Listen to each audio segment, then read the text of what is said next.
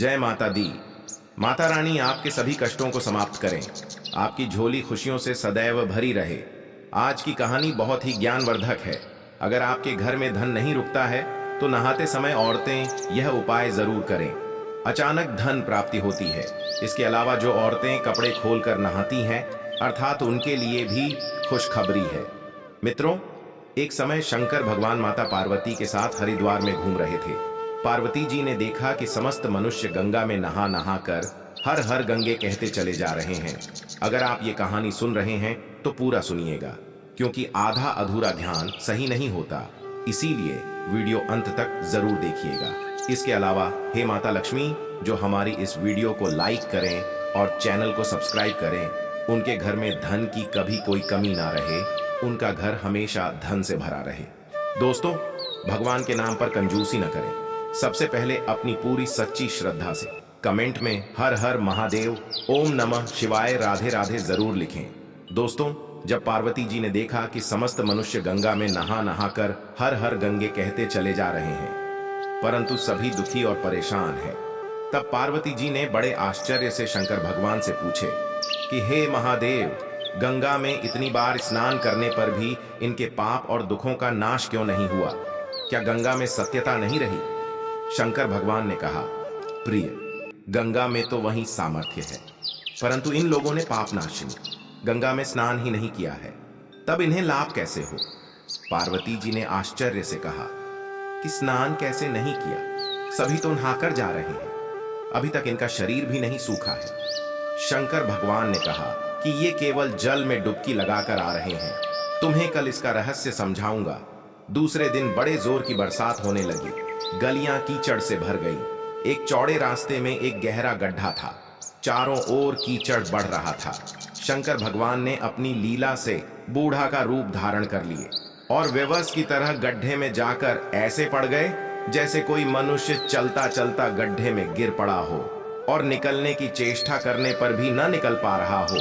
पार्वती जी को उन्होंने यह समझाकर गड्ढे के पास बैठा दिया कि देखो, तुम लोगों को सुना सुना कर यूं पुकारती रहो कि मेरे बूढ़े पति आकस्मिक गड्ढे में गिर पड़े हैं। कोई पुण्य आत्मा इन्हें निकाल कर इनके प्राण बचाए और मुझ असहाय की सहायता करे। शंकर भगवान ने यह और समझा दिया कि जब कोई गड्ढे में से मुझे निकालने को तैयार हो, तब इतना और कह देना कि भाई, मेरे पति सर्वथा निष्पाप है, इन्हें वही छुए जो स्वयं निष्पाप हो। यदि आप निष्पाप हैं तो इनको हाथ लगाइए, नहीं तो आप हाथ लगाते ही भस्म हो जाएंगे। पार्वती जी तथास्तु कहकर गड्ढे के किनारे बैठ गई और आने जाने वालों को सुना सुनाकर शंकर भगवान की सिखाई हुई बात कहने लगी। गंगा में नहाकर लोगों के दल आ रहे हैं। सुंदर युवती को यूं बैठी देखकर कईयों के मन में पाप आया।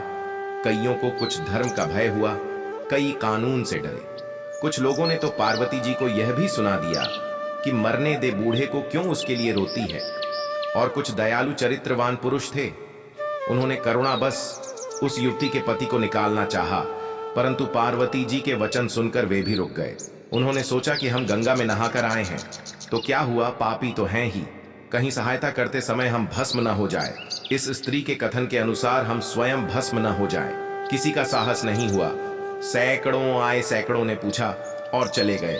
संध्या हो चली। शंकर भगवान ने कहा, पार्वती, देखा आया कोई सच्चे हृदय से गंगा में नहाने वाला दोस्तों। थोड़ी देर बाद एक जवान हाथ में लोटा लिए हर हर गंगे करता हुआ निकला। पार्वती ने उसे वही बात कही। युवक का हृदय करुणा से भर आया। उसने शंकर भगवान को निकालने की तैयारी की। पार्वती ने रोक कर कहा कि भाई, यदि तुम सर्वथा निष्पाप नहीं होंगे तो मेरे पति को छूते ही जल जाओगे। उसने उसी समय बिना किसी संकोच के दृढ़ निश्चय के साथ पार्वती से कहा कि माता, मेरे निष्पाप होने में तुझे संदेह क्यों होता है? देखती नहीं कि मैं अभी गंगा नहा कर आया हूं। भला गंगा में गोता लगाने के बाद भी कभी पापी रहते हैं। अभी तुम्हारे पति को निकालता हूं। युवक ने लपक कर बूढ़े को ऊपर उठा लिया। भगवान शंकर पार्वती ने उसे अधिकारी समझकर अपना असली स्वरूप प्रकट कर उसे दर्शन देकर पदार्थ किया। शंकर भगवान ने पार्वती से कहा कि इतने लोगों में इसने ही गंगा स्नान किया है। इसी दृष्टांत के अनुसार जो लोग बिना श्रद्धा और विश्वास के केवल दंभ के लिए गंगा स्नान करते हैं, उन्हें वास्तविक फल नहीं मिलता है। परंतु इसका यह मतलब नहीं कि गंगा स्नान व्यर्थ जाता है। गंगा स्नान का बहुत पुण्य भी है। इसके बाद शंकर भगवान ने पार्वती जी से कहा, अब मैं आपको 12 बातें बताता हूं। जो भी मनुष्य इन 12 बातों को नहाते समय ध्यान में रखता है वह कभी भी दुखी नहीं रहता है। उसके घर में माता लक्ष्मी का वास हो जाता है। उसके घर में अपार धन आता है। घर में कभी भी लड़ाई झगड़ा नहीं होता है। उसका पूरा परिवार हंसी खुशी जीवन यापन करता है। दोस्तों, तब माता पार्वती ने कहा, हे भगवान, आप हमें यह वह 12 बातें बता दीजिए। इसके बाद भगवान शंकर उन बातों को बताना शुरू कर देते हैं और माता पार्वती बहुत ध्यान से सुनने लगती है। दोस्तों, यह 12 बातें आप लोग भी बिल्कुल ध्यान से सुनना। इसके बाद भगवान शंकर कहते हैं, प्रिय, यह 12 बातें बताने के बाद मैं आपको एक बात और बताऊंगा जो औरतों के लिए है। जो औरतें कपड़े खोलकर स्नान करती हैं उनके लिए यह बात बहुत ही महत्वपूर्ण है। तो पार्वती जी, इस बात को आप बहुत ही ध्यान से सुनना। तभी भगवान शंकर अपनी वाणी को शुरू कर और बताने लगते हैं। दोस्तों, भगवान शंकर कहते हैं, स्नान करने से शरीर निरोगी रहता है और मन प्रसन्न रहता है। नहाने से चेहरे की क्रांति और शारीरिक आकर्षण में भी बढ़ोतरी होती है। अगर इस नित्य क्रम के दौरान कुछ बातों का ध्यान रखा जाए तो आध्यात्मिक से भी ज्यादा लाभ पाया जा सकता है। नहाने के क्रम में जिन बातों का ख्याल जरूरी रखा जाना चाहिए, अब उन बातों के बारे में बताने जा रहा हूं प्रिय। आप इन बातों को बिल्कुल ध्यान से सुनना। नंबर 1, स्नान करने के बाद लोग शुद्ध होकर पूजा पाठ आदि सारे काम करने के योग्य बनते हैं, इसलिए सुबह को ही स्नान कर लेना चाहिए। नंबर 2, शास्त्रों में कहा गया है कि स्नान करने से इन 10 गुणों की प्राप्ति होती है: रूप, तेज, बाल, पवित्रता, आयु, आरोग्य, निर्लोकता, तप और मेधा। नंबर 3, लक्ष्मी, धन, पुष्टि व आरोग्य और स्वास्थ्य चाहने वालों को हर मौसम में और हर दिन स्नान करना चाहिए। नंबर 4, शास्त्रों में कहा गया है कि सुबह स्नान करने से पाप का नाश होता है और पुण्य मिलता है। ऐसा कहा गया है कि सुबह नहाने वालों के पास नकारात्मक शक्तियां नहीं भटकती, इसीलिए सुबह स्नान करना ही उचित है। नंबर 5, बीमारी की हालत में सिर के नीचे से ही स्नान करना चाहिए। गीले कपड़े से शरीर को पोंछ लेना एक तरह का स्नान ही कहा गया है। नंबर 6, सुबह की लालिमा छाने से पहले ही स्नान करना श्रेष्ठ माना गया है। नंबर 7, तेल लगाकर और देह को मल मल कर नदी में नहाना मना है। इसकी जगह नदी से बाहर निकलकर तट पर शरीर साफ करके तब नदी में डुबकी लगाना उचित है। नंबर 8, जिन घाटों पर कपड़े धोए जाते हैं वहां का जल अपवित्र माना गया है, इसलिए वहां से कुछ दूर हटकर ही नहाना चाहिए, क्योंकि मनुष्य के सही और गलत आचरण इन्हीं कपड़ों में पाए जाते हैं और ऐसे जल के पास स्नान करना वर्जित है, क्योंकि मनुष्य के कपड़ों में कई तरह के सूक्ष्म कीटाणु होते हैं। इसीलिए ऐसे जल और तट के पास स्नान नहीं करना चाहिए। नंबर 9, नदी में 11 या 21 डुबकियां लगाना अच्छा बताया गया है। नंबर 10, पवित्र नदियों में कपड़े निचोड़ने की मनाही है। नदी में किसी तरह की गंदगी नहीं बहानी चाहिए। नंबर 11, नल की तुलना में झरने का पानी झड़ने से ज्यादा नदी का पानी, नदी के पानी से किसी तीर्थ का जल, तीर्थ के जल से गंगा जल अधिक श्रेष्ठ माना गया है, शुभकारी माना गया है, सभी तीर्थों में सबसे बड़ा तीर्थ स्थल माना गया है। नंबर 12, गंगा माता का कथन है कि स्नान करते वक्त कोई चाहे जहां भी मेरा स्मरण करेगा, मैं वहां के जल में आ जाऊंगी। इसके बाद शंकर भगवान ने कहा, अब मैं आपको औरतों के बारे में बताता हूं जो औरतें कपड़े खोलकर स्नान करती हैं।